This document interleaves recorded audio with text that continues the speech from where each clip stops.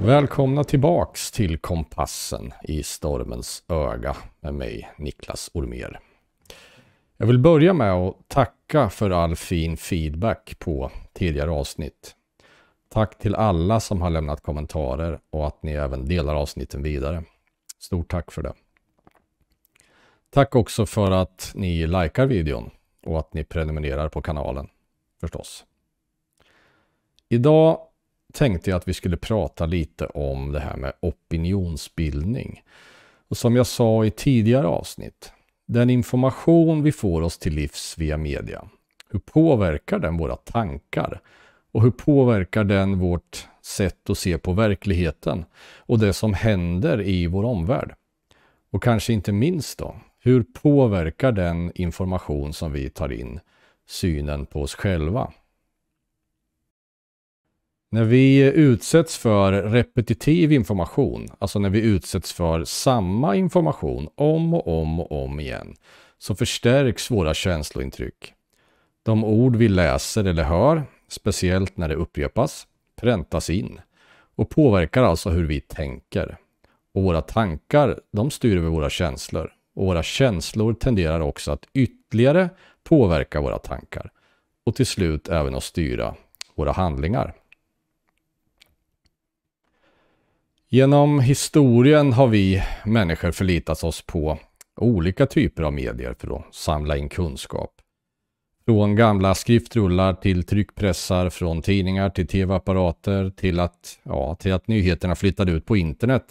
Vi har fått se en minst sagt anmärkningsvärd förändring. Idag befinner vi oss i något som vi kan kalla egentligen en digital tidsålder. De sociala medier spelar en allt viktigare roll för hur vi får tillgång till information och hur vi delar med oss av information till andra. Framväxten av de sociala medieplattformarna har i princip revolutionerat vårt sätt att konsumera nyheter, kunskap och åsikter. Vi har numera möjligheten att styra våra egna nyhetsflöden och välja ut det som vi tycker berör oss och inte minst då att själva engagera oss i diskussioner på internet. Den tid då vi enbart förlitade oss på envägskommunikation från traditionella medier är kort sagt över. Vi kan nu få tillgång till ett gigantiskt utbud av information genom att bara svepa med fingret eller att klicka med musen. Och det kan vi göra när som helst och var som helst. En av de mest anmärkningsvärda förändringarna är nog ändå hastigheten på hur information sprids, hur fort det går. Tiden när vi var tvungna att vänta på kvällsnyheterna eller på morgontidningen för att kunna ta del av aktuella händelser, den är ju helt enkelt borta. Nu kommer nyheterna direkt och översvämmar våra digitala enheter, telefoner och datorer med en ständig ström av uppdateringar. Det är faktiskt anmärkningsvärt hur jäkla snabbt information sprids och hur sömlöst den också blivit en del av våra liv. Det kan faktiskt vara värt att reflektera över hur stor informationsanstormning vi utsätts för dagligen. If you don't read the newspaper, you're uninformed. If you do read it, you're misinformed. So what do you do? That's a great question. What is the long-term effect of too much information? One of the effects is the need to be first, not even to be true anymore. So what a responsibility you all have. To tell the truth, not just to be first, but to tell the truth. We live in a society now where it's just first. Who cares? Get it out there. We don't care who it hurts. We don't care who we destroy. We don't care if it's true. Just say it. Sell it. Anything you practice, you'll get good at. Including BS. Att vara först och få klicks verkar tyvärr ofta vara viktigare än att belysa verkligheten med en kritiskt inställd ficklampa. Generellt så har tillgängligheten till information ökat enormt. Internet, sociala medier och smartphones har mer eller mindre skapat möjlighet att på riktigt demokratisera tillgången till information och därigenom tillgången till kunskap, just på grund av att information finns tillgänglig för en allt större del av befolkningen. Information är inte längre ett privilegium som är reserverat då för ett fåtal utvalda, som i sin tur då väljer vilket narrativ eller vilket perspektiv som ska spinnas vidare till konsumenterna via media. Lättillgängligheten till information stärker individens förutsättningar för att bilda sig en så riktig bild av verkligheten som möjligt. Den absolut största förändringen skulle jag säga är just att informationsflödet inte enbart längre sker i vertikal riktning utan även i horisontell riktning, alltså på bredden. Vad det egentligen betyder är att vi inte längre enbart skedmatas med information och nyheter uppifrån, utan informationen sprids också mellan individer på ett aldrig tidigare upplevt sätt. Vi kan numera dessutom själva välja vilka profiler vi anser vara trovärdiga. Vi måste ju förstås självklart vara medvetna om att det följer utmaningar med den här informationsrevolutionen. Sociala medier har ju mer eller mindre blivit ett slagfält där fakta och osanningar då kolliderar. Den hastighet och volym som information sprids med på de här plattformarna gör det ju ibland svårt till och med att verifiera och säkerställa att informationen är korrekt. Felaktig information kan snabbt få fäste, vilket givetvis då kan leda till förvirring och att rena lögner sprids. Men en fråga man faktiskt måste ställa sig är nog, vem är det som egentligen sprider flest och störst osanningar? Är det enskilda privatpersoner eller är det de stora mediebolagen? Målet för individen lär allt som oftast i alla fall vara att förstå verkligheten bättre och sen ibland då även anföra sin verklighetsuppfattning till andra människor, oavsett då hur förvirrad eller korrekt man är i sin uppfattning. Målet för de stora mediebolagen däremot, det är ju allt som oftast var att följa de angivna ägardirektiven och förstås att tjäna pengar. Självklart så finns det också i vissa fall att man ska följa någon form av politisk agenda. Men det här med politiska agendor, det saluförs ju givetvis även av privatpersoner. Då oftast mot bättre vetande kanske. Att ansluta sig till en grupp som har ett bestämt tyckande i olika sakfrågor skapar sällan förutsättningar för öppen och ärlig dialog mellan meningsmotståndare. För att kunna nå en större bredd på perspektivet. Man skulle ju kunna ställa sig en väldigt enkel fråga egentligen. Verkar politik verkligen enande eller verkar det polariserande? Jag tycker nästan det hörs på namnet, men det får man självklart uppfatta som man själv vill. Om målet för mainstream media eller målet för politiken också för den delen hade varit att osminkat beskriva verkligheten för att verka för det allmännas bästa, ja då kan man nog kallt konstatera att det hade sett väldigt annorlunda ut idag. Antingen så gör systemet färre och färre personer allt rikare på allt fler människors bekostnad, eller så gör det ju inte det. Hur tycker ni att det ser ut som det fungerar? Och granskar media makten? Eller är media främst ett verktyg för makten? Alltså använder makten media som ett maktmedel? Traditionellt tills sociala medier dök upp så har faktiskt mainstream media varit de flesta människors största informationskälla till att förstå verkligheten. Hur skulle det kunna se ut om det här maktmedlet skulle vara hotat?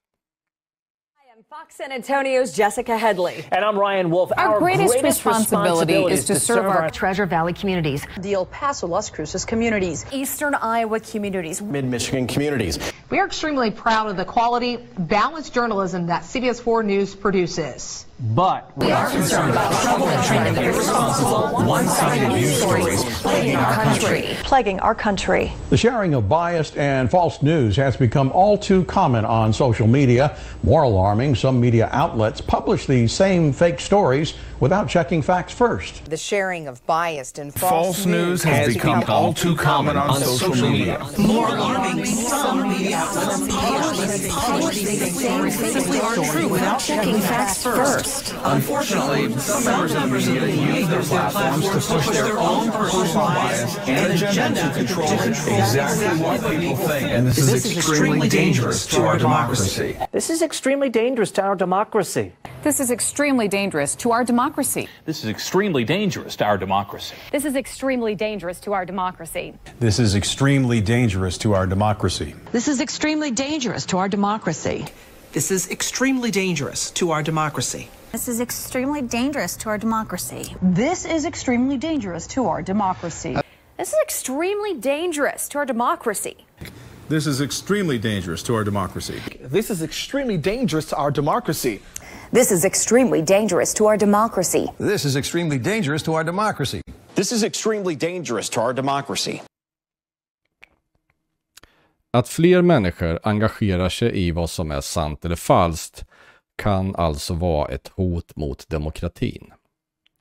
Jaha, då vet vi ju det. Och man kan ju ha i bakhuvudet att om makten har opinionen med sig så kan den i princip agera hur den vill. Har man den däremot emot sig, ja då går det ju inte alls. The dangerous, edges here are that he's trying to undermine the media, trying to make up his own facts, and it could be that while unemployment and the economy worsens, he could have undermined the messaging so much that he can actually control exactly what people think, and that is our job. Om media nu skulle kunna användas som ett maktmedel, vad skulle oddsen vara för att det inte har använts just till det? För att styra opinionen dit man vill. För att kunna sätta igång olika händelseförlopp som är till gagn för de ekonomiska intressen som de flesta av oss nog egentligen redan har insett egentligen bestämmer. Sen kan man också fundera på om det verkligen har varit till gagn för samhället eller inte. Även i det här så får man självklart dra sina egna slutsatser. Det man förresten kan tänka på runt sociala medier är att algoritmerna i de här sociala medierna ofta prioriterar engagemang. Alltså att mängden reaktioner på exempelvis då ett Facebook-inlägg får information att gå viralt. Inte själva sanningshalten i det som anförs i inlägget. Och det här kan ju då skapa såna här filterbubblor som förstärker redan befintliga övertygelser och begränsar exponeringen för olika perspektiv. Jag skulle vilja säga att det är viktigt att vi som individer utvecklar vårt kritiska tänkande och vår kunskapsbas om vi ska kunna orientera oss i det här stora informationslandskapet. I alla fall på ett tillräckligt bra sätt. Vi måste vara observanta på att de olika källor vi kommer i kontakt med, vad är det för källor? Vi måste ifrågasätta informationen och vi måste eftersträva en samlad förståelse av komplexa frågor. Det tjatas i tid och otid om källkritik, speciellt från mainstream media och andra så kallade experter som företräder etablissemangets linje. Precis som att bara deras betrodda källor är betrodda och aldrig någonsin har farit med osanning. Jag skulle då vilja anföra att det är långt mer viktigt att vara informationskritisk snarare än källkritisk. En källa vi inte kan verifiera kan givetvis ha korrekt information ändå, samtidigt som en så kallad betrodd mediekanal eller källa eller så kallad expert då helt klart kan vara fel ute. Vi måste alltså själva kunna värdera information, budskapet, inte skjuta budbäraren när vi inte tycker om det som sägs eller hur vi uppfattar den som säger det. Man skjuter inte pianisten för man inte gillar melodin som spelas. Vem är det förresten som bestämmer vilka experter som är trovärdiga? Är det bara de som skjuts fram i media man ska och kan lita på? Det skulle väl inte kunna vara precis tvärtom? Nej, det tror jag inte. För ingen skulle väl sätta sig och säga saker i tv mot bättre vetande bara för att man får betalt eller för att man har egna intressen att tillse. Nej, det skulle nog aldrig hända. För då tror jag att någon hade sagt något. Speciellt de själva då. I den här tiden av omedelbar informationstillgänglighet så ligger ansvaret hos var och en av oss att vara medvetna konsumenter av information. Vi måste försöka motstå frestelsen från de här sensationella rubrikerna och clickbaits och istället fokusera på att själva kunna värdera den information vi får till oss för att kunna delta i meningsfulla diskussioner med andra människor. Det handlar givetvis om att förstå sin omvärld bättre, men egentligen handlar det ännu mer om självförståelse. Alltså att man själv förstår, varför tycker jag som jag gör? Vad baserar jag den här åsikten och mina känslor då inför ett visst ämne på? Klarar jag att i logiskt sammansatta konsekventa kedjor ner till saklig grund redogöra för varför jag tycker som jag gör? Alltså att beskriva vad som ligger till grund för vad jag känner om en viss sak. Det här är bra att reflektera över, för alla, kontinuerligt. Om man inte klarar det här då, och redogöra för varför man tycker som man gör, ja, är risken då stor eller liten att man är fel ute i sin verklighetsuppfattning? Att göra upp med sina förutfattade åsikter, ja, det är både svårt och kan vara känslomässigt jobbigt. Speciellt om insikten kommer då att man har varit fel ute. Och omvärlden är faktiskt en återspegling av den sammanlagda personliga utvecklingsnivån av individerna som samhället består av. Det är egentligen inte jättesvårt att greppa, men det är kanske ingenting man normalt sett heller tänker på. Och det här är absolut ingen floskel. Alltså om man vill förändra världen till det bättre, då måste man börja med sig själv. Demokrati kan bara på riktigt fungera om befolkningen består av upplysta och medvetna individer.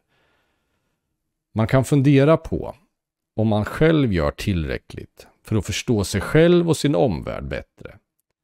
Att många ibland anser sig inte orka sätta sig in i hur komplex världen då verkar, det kan jag sympatisera med, absolut. Men konsekvenserna av det, att man inte orkar, de får man tyvärr hantera alldeles själv. Viljan att förstå verkligheten bättre, ja, den kommer nog ungefär samtidigt med insikten om att det faktiskt är nödvändigt. Och den insikten kommer inte till alla människor samtidigt. Omvärldsutvecklingen nu är ändå sån att fler och fler behöver komma till just den insikten. Väldigt snart och väldigt fort. Och nu är det inte meningen att det ska låta som jag sitter och predikar här. Och det ber jag om ursäkt för om det gör. Men vi kan faktiskt tillsammans forma en bättre framtid. Där tillgång till information ihop med kritiskt tänkande är helt centralt. Där öppen och ärlig dialog mellan människor utgör grunden för stor personlig utveckling hos individen. Samhället kan nämligen bara utvecklas om vi utvecklas som individer. Och för att vi ska kunna utvecklas som individer, ja, då behöver vi också varann. Och med de tankarna så tänker jag att vi rundar av dagens program. Jättestort tack för att ni har tittat. Ta hand om er och ta hand om varandra. På återseende.